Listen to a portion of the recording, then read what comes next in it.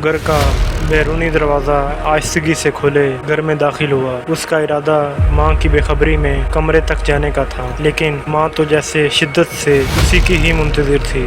आ गए बेटा, क्या रहा? वो बेसब्री से मुस्तफसिर हुई, हालांकि उसके बेटे के चेहरे पर छाए तासुरात नाकामी का ऐलान कर रहे थे। वो हस्बे मामूल आज भी नाकाम लौटा था। जॉब के लिए इंटरव्यू लेने वालों के नज़दीक एमकॉम फर्स्ट डिवीज़न की सनत एक वजीर का सिफारशी खत ज़्यादा अहमियत का हामिल था। उसने नादिम आंखों से अपनी माँ के झुर्रियों भरे चेहरे की तरफ देखा, जो उसके परेशानी को अच्छी तरह समझ गई थी कि वो एक बार फिर नाकाम वापस लौटा है, क्योंकि नौकरी के असूल के लिए ना तो तालीम की ज़रूरत थी ना लियाकत की। फिर भी हर बार न जाने क्यों अपने बेटे के मुंह से तसल्ली के कोई अल्फाज सुनने की ख्वाहां होती। हर बार की तरह इस बार भी बेटे ने नफ़ी में सर हिलाया और अपने कमरे की तरफ बढ़ गया। माँ ने हसरत भरी निगाह आसमान की तरफ उठाई। इस निगाह में सैकड़ों शिकवे पिन्हा थे, लेकिन होंठों से कोई लफ्ज़ निकाले बगैर वो किचन की तरफ बढ़ गई। जिससे शिकवा था वो दिलों के भेद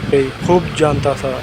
ज़ुबान से बताने की कोई ज़रूरत न थी। रात का बचा हुआ सालन उसने गर्म करके प्लेट में डाला और छाबे रोटियां रखकर बेटे के कमरे की तरफ बढ़ गई। घर में फकत दो ही कमरे थे। एक में बूढ़े वालिदैन अपनी जवान बेटी के साथ रहते थे और दूसरा कमरा जवान बेटे के तसर्रुफ में था, जो एमकॉम पास करने के बाद नौकरी की तलाश में सरगर्दा था।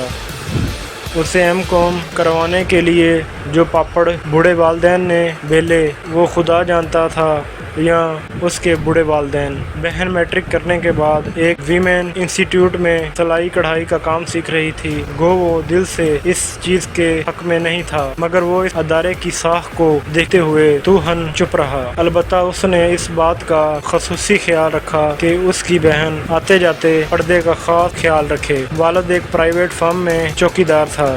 ज़्यादा तो ये था कि वो घर में आराम करता, लेकिन बेटे की बेरोज़गारी ने उसे अभी तक काम से चिपके रहने पर मजबूर किया था। माँ ने खाना उसके सामने चारपाई पर रख दिया। पुत्र इतना परेशान क्यों होता है? वो बोला, कुछ नहीं माँ, बस यूं ही ले खाना खा और इतना सोचा मत कर। अल्लाह के यहाँ देर है अंधेर नहीं। माँ ने अपना पसंदीदा फिक्रा दोहराया, लेकिन वो फिक्रा कसरत इस्तेमाल से अपनी अफादियत खो चुका था। बेटे ने कहा, माँ, अल्लाह भी उनकी सुनता है जिनके पास सिफारशी चिट्ठियाँ हो या फिर रिश्वत में देने के लिए एक तगड़ी रकम। उसके लहजे में तलखी का अंसर नुमाया था। माँ ने कहा, ना पुत्र ना, ऐसा नहीं कहते, गुनाह होता है। वो बेदिली से खाने की तरफ मुतवज्जा हुआ।